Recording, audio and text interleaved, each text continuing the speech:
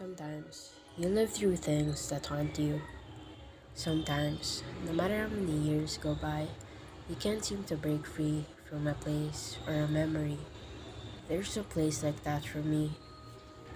When I was in the 6th grade, my family moved to a place in the sticks. It was a place called Falling Water. The drive was breathtaking. Watching the stream cascade down the rocks was the best part of going home. But there was always something off about that place. Our home was a trailer, situated in the bottom of a mountain on a 17-acre field. The property was wonderful. It had all the redneck things a young country kid would ever need. An old barn, a shed with a dog pen surrounding it, a creek with a fish pond, and old derelict vehicles strewn about. My brother and I would spend summers on that land, playing on a john boat in the pond, or getting tricked into snipe hunting by our stepfather. That night was horrible. We were marched out to the old barn on the edge of our property with only flashlights. Our uncle and stepfather made noises to scare us, and scare us it did. There were these large limestone piles in the front of the property, big enough to jump a bike on. We were so far back from the main road, the cops didn't even want to drive up our driveway when we called. It was a cut-in on the side of a hill, with a mountain spring and a pond, and we were way out there, just a trailer in the center, no one to hear us scream. Looking back on this period, my brother and myself have drawn several, uneasy conclusions. To be fair, I'm not condemning anyone or saying this is for sure a real story. I can say the things I say are real, but I could also be wrong. Before I start the witch hunt, I want that to be clear. But for anyone who can try to see the signs, the possibilities cannot be ruled out. The first thing we agreed upon were the barrels. They were large and blue and plastic of some kind. It was a thick plastic too. We found 2 of them behind the shed. They were stacked between the shed and the fence facing a hedgerow behind the house. See, the shed was smaller than the barn and was locked, and a large dog pen surrounded it. We used to keep our pit bull, Gypsy, in there. We didn't open the shed for a long time, but we will get into that. Right now, I want to focus on the barrels. They were the kind Jeffrey Dahmer used to boil his victims' pieces in acid. Stacked behind a locked shed, these guys just sat there in the elements. My brother and I couldn't move one of them. The other was light as if empty. So we did what any kid would. We cut a square out of the belly to make a bushcraft boat. We used climbing rope and 5-gallon buckets as spittoons. We even made a homemade paddle.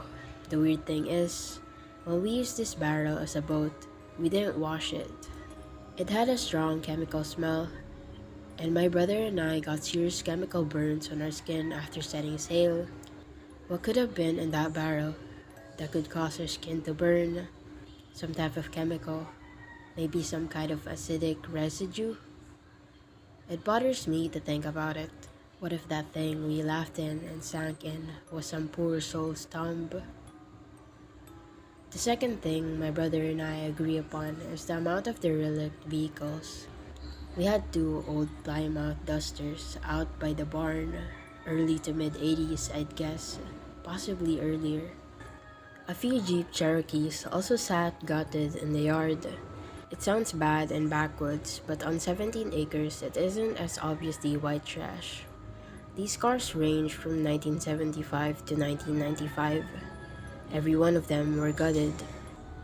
Now our landlord owned a shop away from town where he fixed up cars, so we always figured those old cars were going to go to his shop one day. Why then were they gutted? No cereals, no carpets, no nothing. No signs of anyone ever being proud to buy that thing off the lot. They just sat there like empty time capsules, like someone forgot to finish them. We played around and I never really investigated them deep. The one time I climbed in the tan Jeep, I took a red wasp sting to the eyelid. I know what you're thinking. It is probably just my imagination running wild. It most likely is me seeing signs I want to see rather than what is. That is very likely, and to be honest, I hope it's the truth. It could just be a dark time in my childhood and my brain is remembering things wrong. I hope all of that is true, but in my heart, I know I'm not mistaken. The shed, the shed in the middle of the dog kennel, it was newer than the barn, much newer in fact. It had a master lock on the door. It was weathered, but nothing a gas-powered pressure washer couldn't fix. It is the shed with the barrels we found. It is the shed we busted the lock on. Inside the shed were several road signs, caution signs, no parking signs, and even a stop sign. There were also milk crates of belongings. I mean, 8 tracks to cassette tapes to CDs. Rod Stewart's greatest hits was among them, and clothing. From the 80s to the 2000s, there were men and women's shoes, jackets and windbreakers, CDs and tapes like things you would find in a car. There were also suitcases. Why would all this be locked in the shed, surrounded by a dog kennel, with big blue barrels out back? If these belongings were the landlord's, wouldn't he have taken them? Why leave them here?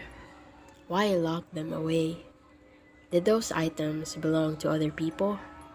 Did those items come from those cars? Speaking to my brother recently about how this haunts me, he gave me some disturbing intel. Apparently, in the Falling Water area of TN in the 80s and 90s, there were people who went missing. My brother also reminded me of the mounds and how the landlord wanted to build a house on them. The mounds were, as best as I could guess, limestone, chipped pieces, like many dump trucks had come and gone, filling the prairie with sedimentary rock. Layers and layers filled the mounds around 5 acres of the property. I remember jumping on them and wishing I had a dirt bike. One summer, I set the entire area on fire. The grass on the limestone mounds was a dry grass, easy to flame with the slightest spark. I decided to do a bet with a buddy and set my bare ass on a fire ant mound. The ending of the tale, don't do that. To get even with these bastards, I took a spray can of deodorant and lighter and went biblical on this anthill.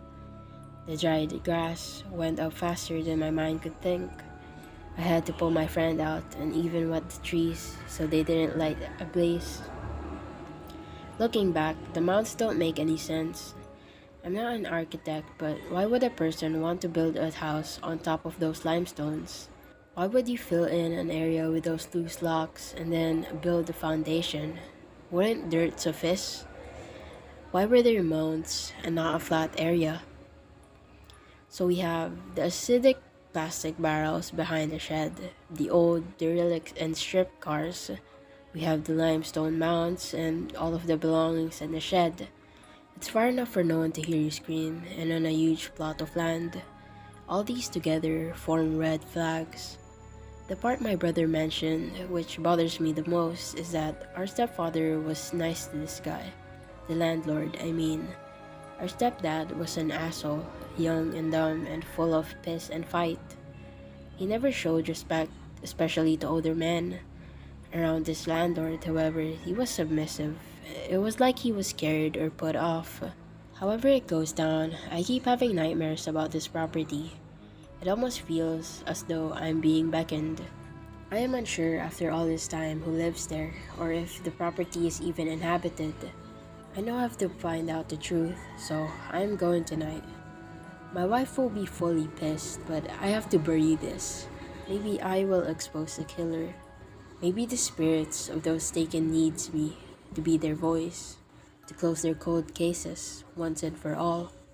Maybe I just need to know if it is all in my head. If I don't come back, look to the mounds, or the shed, or the barrels. I'm stuffed away in there somewhere.